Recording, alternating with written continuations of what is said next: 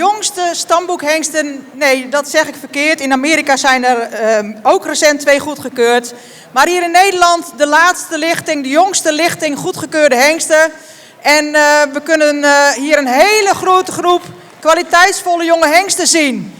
En u zult ook merken dat in deze groepen de kwaliteitsverschillen steeds kleiner worden. En dat is hier natuurlijk ook het geval.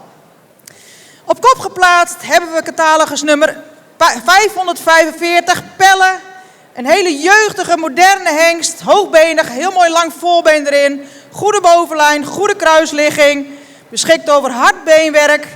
In de individuele presentatie moest hij zijn rust nog wat vinden in de stap, maar net bij het rondstappen kon hij dat wel. Voldoende lichaamsgebruik.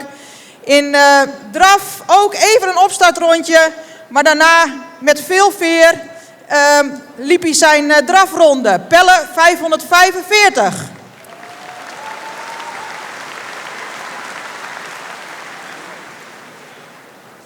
En dan gaan we verder met catalogus nummer 546 en dat is Rutger. Rutger heeft een hele mooie voorhand, voldoende bovenlijn, goede kruisligging. Heeft ook een goede romprichting, hard beenwerk, stapt goed.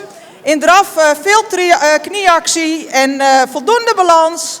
Rutger 546. En deze beide hengsten, Pelle en Rutger, zien we graag terug in de kampioenskeuring.